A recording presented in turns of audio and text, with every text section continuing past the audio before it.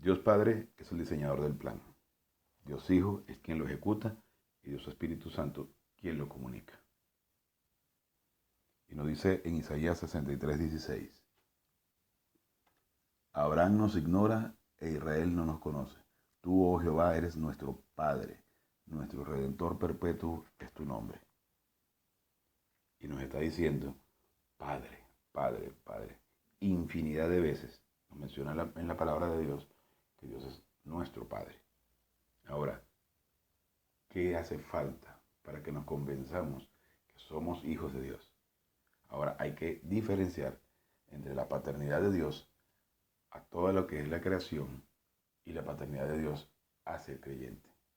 Hay una diferencia para no caer en la expresión satánica en la que mucha gente dice, todos somos hijos de Dios. No es así. Solo los que creen en Cristo tienen la potestad, el privilegio de ser llamados hijos de Dios.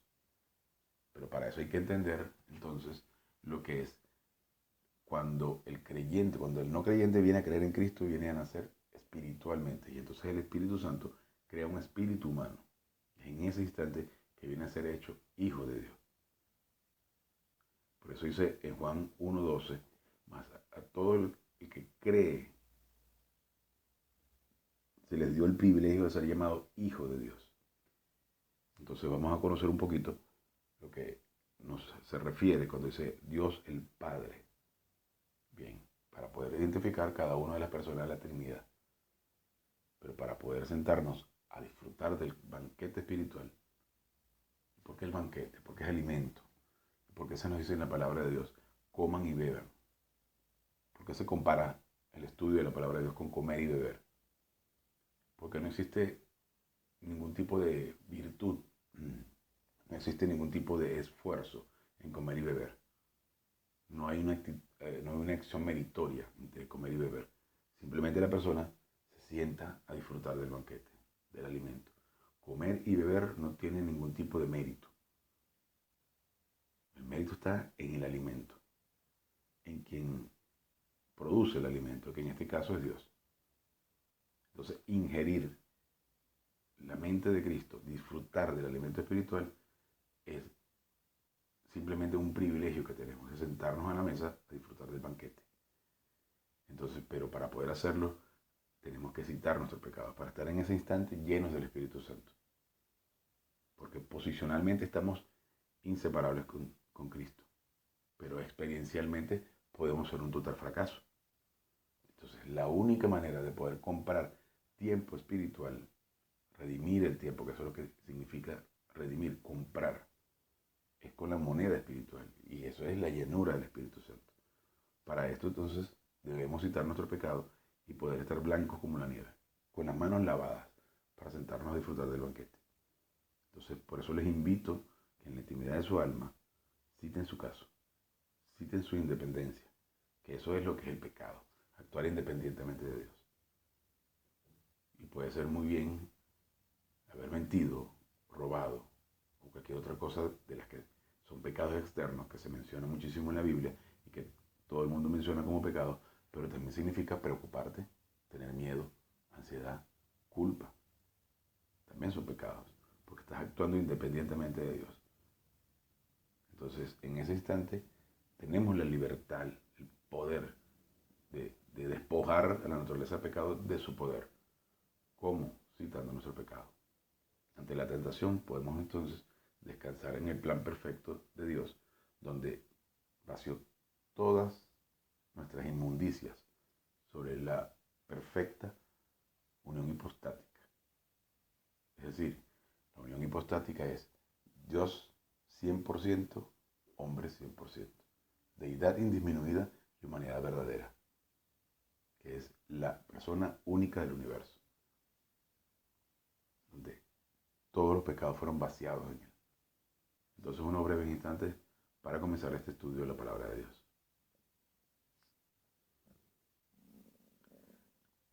Gracias Dios Padre por esta oportunidad y este maravilloso privilegio de poder sentarnos a disfrutar del banquete espiritual, para poder aprender un poco más de tu increíble plan, a fin de que podamos crecer espiritualmente y llegar a la cima. Gracias, Señor, en el nombre de su majestad, Jesucristo. Amén. Bien, continuando con lo que estábamos estudiando ayer, que de hecho voy a intentar subir clases lunes, martes y miércoles. El resto de la semana me encuentro ocupado con algunas actividades, pero intentaré organizar mi tiempo para que lunes, martes y miércoles poder subir clases, ya para que puedan organizar su tiempo en función del estudio de la palabra de Dios. Entonces nos dice en el libro de Louis Perry Schaeffer sobre teología sistemática, en Hebreos 12:9, Dios es mencionado como el Padre de los Espíritus. Y en Santiago 1:17, Él es llamado el Padre de las Luces. De modo semejante, en Job 38:7, los ángeles son llamados hijos de Dios. Y les hago esta referencia sin leer cada uno de los versículos, porque cada quien en su disposición detendrá la grabación, buscará el versículo y leerá en su Biblia, para no ser tan extensa la clase. Entonces, como para la más estrecha relación de la divina paternidad sobre la humanidad se dice de Adán, después de haber retrasado la genealogía de Cristo retrospectivamente hasta Adán, que él es un hijo de Dios. Así también en Malaquías 2:10 se afirma, no tenemos todos un mismo Padre, no nos ha creado un mismo Dios. Todavía aún en Hechos 17:29 se registra que el apóstol dijo a los atenienses en su sermón en el Areópago, siendo pues linaje de Dios, estos pasajes con 1 Corintios 8:6, donde se declara, para nosotros, sin embargo, solo hay un Dios, el Padre, del cual proceden todas las cosas. Enseña que es dentro de la latitud del uso bíblico de la palabra Padre, aplicada a Dios, para encerrar a todos los seres creados como pertenecientes a esta paternidad. Es decir, Dios es el creador, ¿verdad? Como Padre de toda la creación. Como les decía, no significa que Dios sea el Padre de todos los seres humanos, más a todos los que le recibieron, a los que creen en su nombre. Dice en Juan 1:12, más a los que creen en su nombre. Le dio el poder de ser llamados hijos de Dios. Entonces, ¿por qué entonces caeríamos en la expresión satánica de decir que un budista, un practicante de hechicería o una persona que simplemente no cree en Dios, un ateo, que el supuesto ateo no existe, por cierto? Lo que está diciendo el ateo es, no creo en Dios porque yo soy Dios. Yo en mi absoluto conocimiento determino y afirmo que Dios no existe. O sea, él se está colocando en una posición de arrogancia tal que está ubicándose en el nivel de conocimiento supremo de todo para determinar que Dios no existe. Entonces, el ateo no existe como tal. Entonces, no caer entonces en la falsedad de decir que todos somos hijos de Dios, porque eso significaría que quien no cree en Cristo es hijo de Dios. Entonces ya automáticamente sería salvo. Entonces es una expresión satánica y por eso hay que tener también mucho cuidado con el ecumenismo, que no es más que la unión de todas las manos de todas las diferentes religiones, diciendo que todos somos iguales ante Dios, porque no importa que tú creas en Mahoma o en Buda o en qué sé yo, Shiva o cualquier otro tipo de deidad satánica, de cualquier otro tipo de religión, y que simplemente Cristo no hace falta. Entonces es de mucho cuidado porque estamos diciendo que Cristo no era necesario que viniera a morir en la cruz, que el mismísimo Dios no hacía falta que se hiciera hombre para morir por nosotros en la cruz. Entonces es de mucho cuidado esa expresión satánica. Entonces, continuamos aquí. Así se ha revelado que hay una forma de paternidad universal, que es eso que estoy mencionando, dentro de sus propios límites, sería reconocida. Pero esto, tan importante como puede hacerlo, en ninguna manera ha de confundirse con la paternidad y fraternidad que es asegurada por la obra regeneradora del Espíritu. Y se está refiriendo a la paternidad del Espíritu Santo al momento de crear un espíritu humano en el instante que la persona cree en Cristo. Entonces, es ahí donde existe el maravilloso privilegio de ser llamado hijo de Dios. Ahora, somos doblemente hijos, hijos adoptados e hijos nacidos. Por eso dice, somos herederos de Dios y coherederos con Cristo. Bien, habría que agregarse como un hecho calificativo que esta forma general de parentesco entre Dios y la creación no es generalmente afirmada del Padre, pero se declara que es entre Dios y su creación. Su amor por toda la humanidad se expresa en las palabras, porque de tal manera amó Dios al mundo que ha dado a su Hijo unigénito. Entonces, también existe la paternidad por relación íntima, que es esta de cuando vinimos a creer en Cristo, que es el instante en el que Dios Espíritu Santo crea un espíritu humano. Y es allí donde tenemos la relación directa, y es donde hay un amor personal, el amor filial, ¿ok? Con Dios directamente. Entonces dice aquí la relación íntima entre Jehová e Israel, que debía toda su realidad a la graciosa obra de Dios. Está expresada divinamente por la figura del Padre e Hijo. En Éxodo 4:22 se dice que Jehová instruyó a Moisés para decir a Faraón: Israel es mi hijo, mi primogénito. No hay ninguna indicación de que ellos fueran hijos por regeneración, o sea, por creer, ni eran por ese tiempo un pueblo redimido, como lo fueron después de salir de Egipto, anticipando la preciosa amistad de Dios para con Salomón. Por amor de David, Dios dijo a David: yo le seré a él padre, y él me será a mí hijo, en 2 de Samuel 7:14. De modo semejante, en un esfuerzo por traer a Dios a los corazones de su pueblo, el salmista dice: como el padre se compadece de sus hijos, se compadece Jehová de los que le temen, en Salmos 103:13. Y cuando habla de temer, no significa a tener miedo, significa, porque Dios no puede incitarte a cometer un pecado, que eso es de temor, se está refiriendo a respeto. Y para poder respetarlo, la única manera es conocerlo. Y para conocerlo tienes que exponerte constantemente al estudio de la palabra de Dios a fin de crear una relación más cercana con Él. Es donde comienzas a tener amor recíproco por Dios, donde comienzas a conocerlo.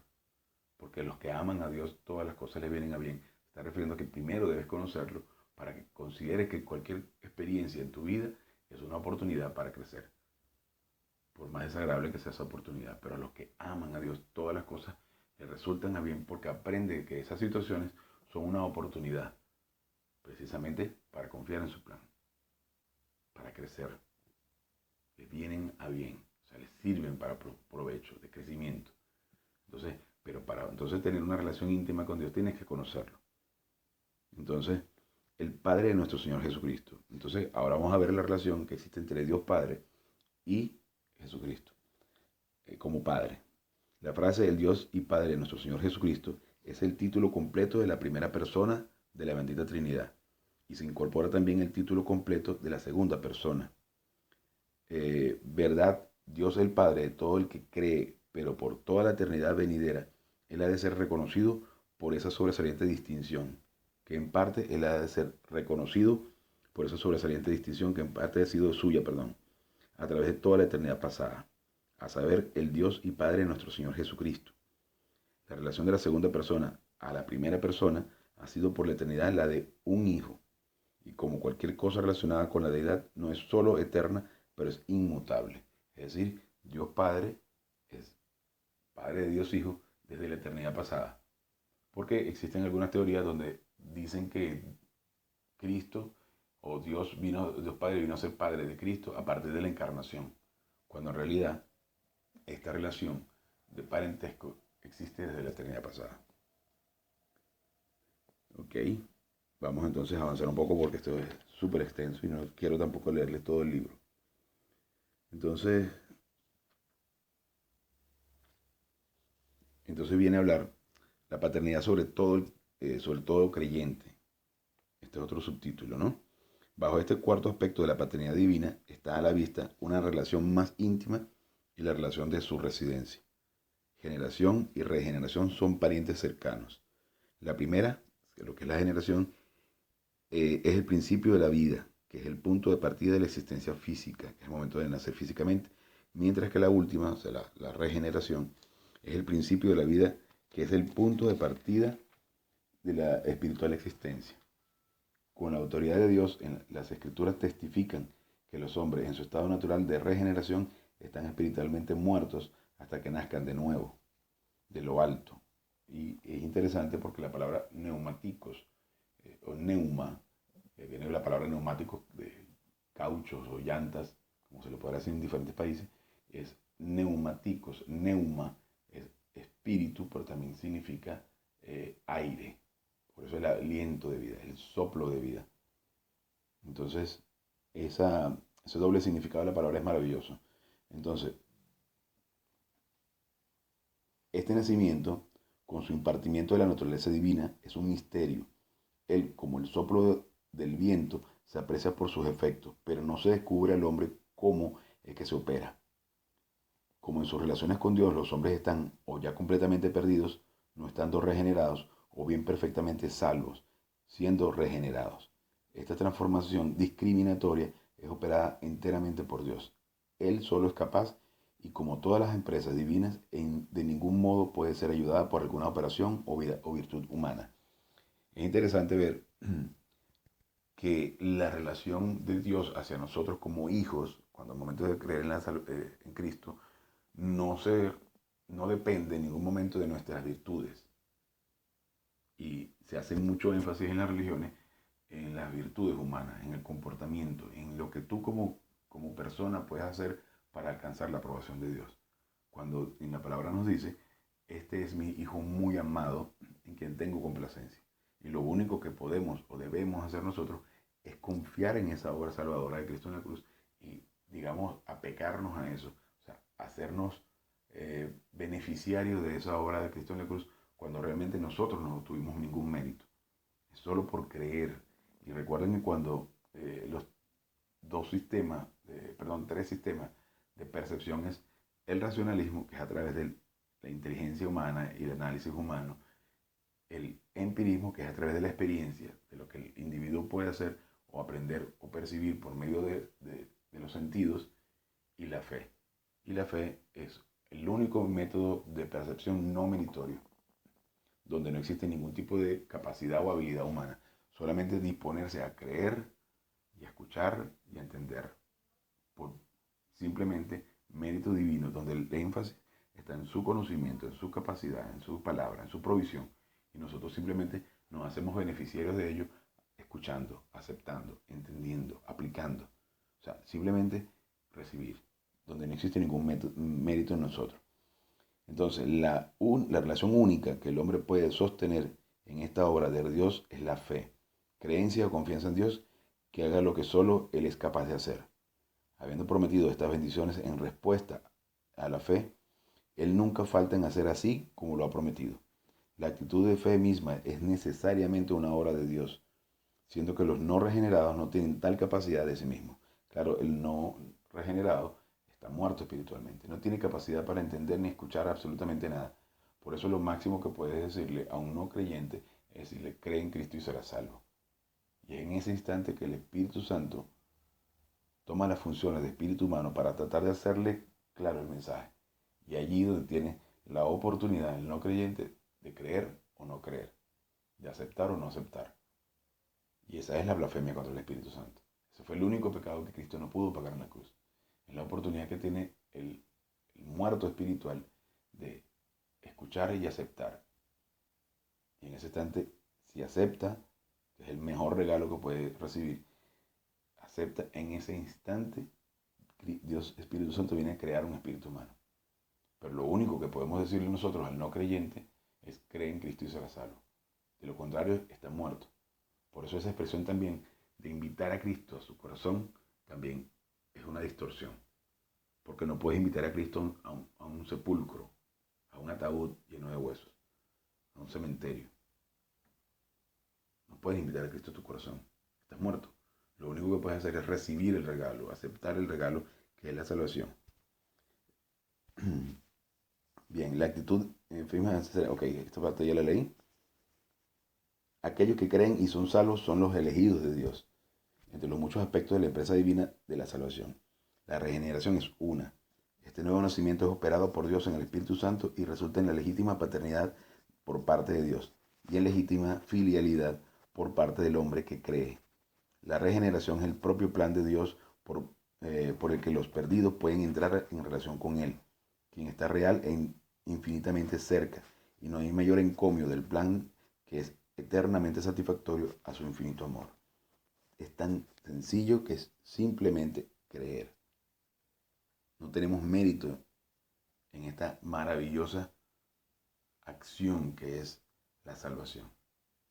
Y cuando estudiemos más adelante soteriología proviene del griego soter, que es salvación o liberación, libertad o salvar. Entonces, cuando estemos en soteriología entenderemos un poco mejor lo que es la salvación, el proceso increíble de lo que es la salvación. No es necesario introducir aquí los extensos aspectos soteriológicos de la regeneración. En este punto es suficiente decir, si se hace claro, que cada individuo que es nacido de Dios así ha llegado a ser un hijo de Dios en el más vital e inmutable significado de filialidad, y ha sido recibido en la casa y familia de Dios, porque somos parte de la realeza. Increíble. Y tenemos que convencernos de esto, pero la única forma es en la medida que nos disponemos a estudiar. Comenzamos a hacer propio este mensaje y comenzamos a entender que no tenemos motivos para preocuparnos cuando somos miembros de la realeza, cuando somos parte de este increíble plan. Entonces, a veces ponemos nuestros ojos más en nuestros hijos, en nuestra pareja, en nuestro trabajo, en nuestros padres, y se nos olvida quién es nuestro verdadero Padre. Entonces, si colocamos a Dios en primer lugar, todo lo demás viene en segundo plano. Es allí donde nos concentramos y aprendemos a vivir en esta tierra, con las increíbles adversidades que se pueden presentar, y donde nada realmente es más importante que Dios. Preguntaba recientemente a un amigo que se había continuado estudiando. Me dice, no he podido porque sabes el trabajo, los hijos y tal. Y le dije, bien, eso significa que todas esas cosas están primero que Dios. Y si tu tiempo no lo organizas en función del estudio de la palabra de Dios, es porque definitivamente todo lo demás está en primer lugar. Y es la libertad de cada quien. No estoy criticando ni estoy juzgando a nadie, pero es justamente un ejemplo de lo que nosotros mismos hacemos muchas veces, donde colocamos siempre otras cosas en lugar de Dios.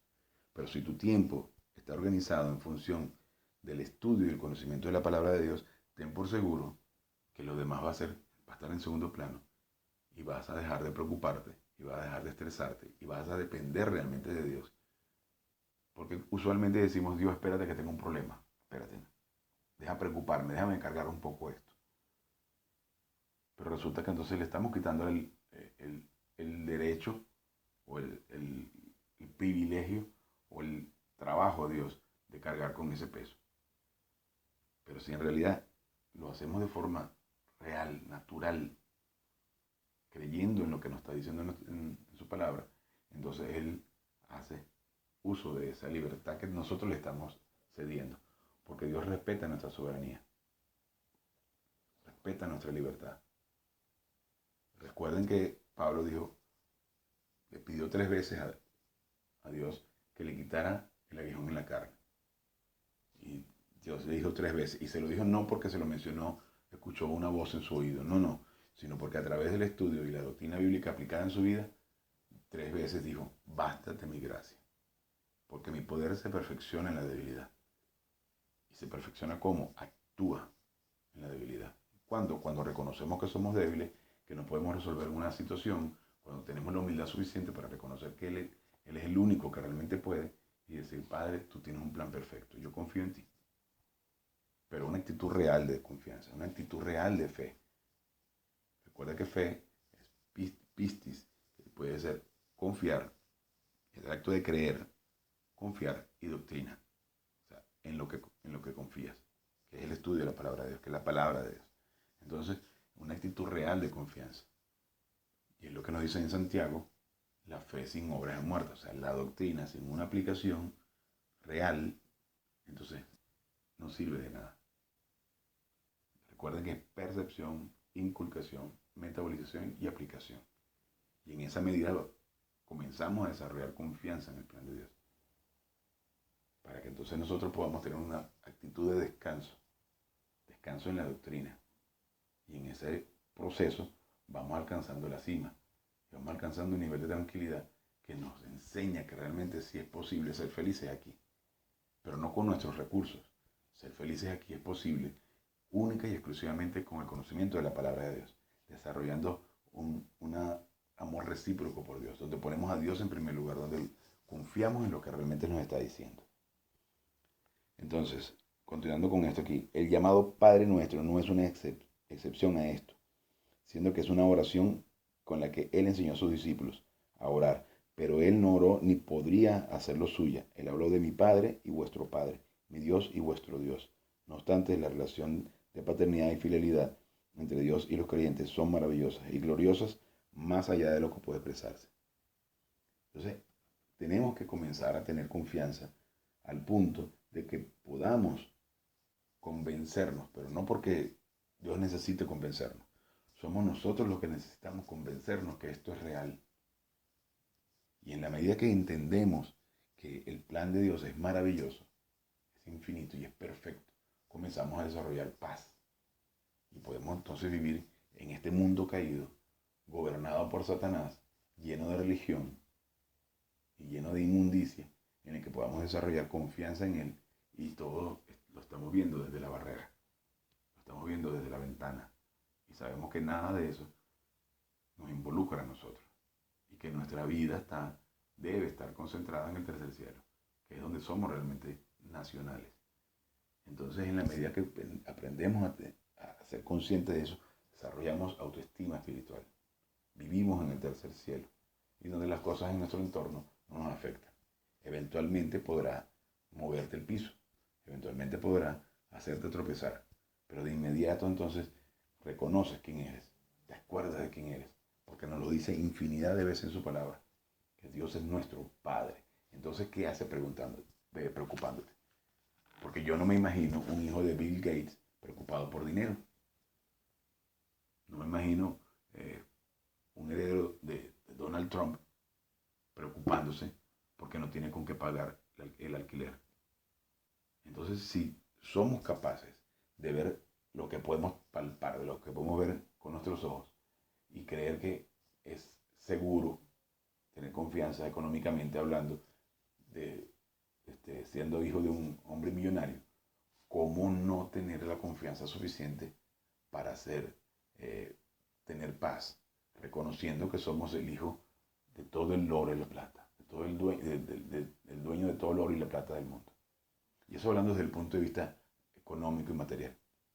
Pero en realidad, la prosperidad que debemos pretender, la prosperidad que debemos buscar y la tranquilidad que debemos buscar es la tranquilidad y la prosperidad del alma, donde ya el dinero no importa, donde si tienes carro o no tienes carro, eso no es importante, donde si tienes una casa o no, no es importante, donde si duermes en la calle o duermes en un palacio, no tiene importancia, donde tu alma está concentrada realmente en Dios, donde tu alma está llena y saturada de información espiritual, al punto que puedas tener paz, al punto que puedas confiar que realmente ese Señor, creador de los cielos y la tierra, el Dios del universo, el ser supremo de todo, cuya esencia estuvimos estudiando en clases pasadas, que es soberanía, rectitud, amor, justicia, vida eterna, omnipotencia, omnipresencia, omnisciencia,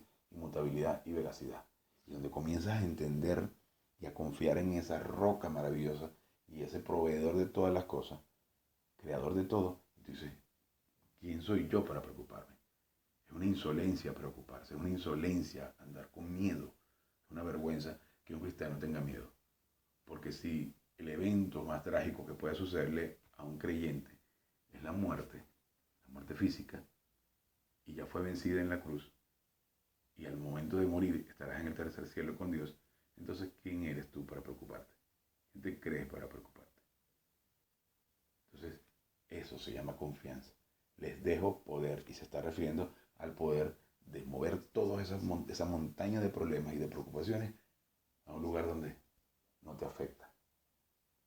Entonces, si tuvieses la fe, o sea, doctrina, la confianza del tamaño de una semilla de mostaza, le dirás a esa montaña, muévete, y se moverá. Pero no se está refiriendo a mover la montaña físicamente. Se está refiriendo a esa montaña de paradigmas, pecados, tendencias, preocupaciones, miedos, problemas que están en tu alma y con las que vienes cargando durante muchos años. Puedes decirle, muévete de aquí. Incluso ahí comienzan los psicólogos y psicoterapeutas a quedarse desempleados. Porque si tienen algún trauma de la niñez por ser maltratado o abandonado, lo que haya sido, simplemente cuando empiezas a entender que Dios, el Padre del universo, es tu Padre, todos esos traumas dejan de tener importancia. Porque comienzas a hacer una limpieza de tu alma. Entonces comienzas a tener paz. Comienzas a tener autoestima espiritual. Por lo cual, lo que debemos hacer es concentrarnos en el estudio y el conocimiento de Dios, a fin de que podamos aplicar eso en nuestras vidas, diariamente. Y en esa medida comenzamos a tener paz, confianza en Dios. Y con esto terminamos esta clase por el día de hoy. Gracias Dios Padre por esta oportunidad, este maravilloso privilegio que nos das de poder estudiar un poquito, muy poquito, de tu increíble plan. Pero con estas pequeñas dosis, crecer en la máxima cima, a fin de que podamos llegar a la meta, aquella para la cual fuimos invitados, para la cual fuimos llamados, por la obra regeneradora de tu maravilloso, excelentísimo Señor Jesús.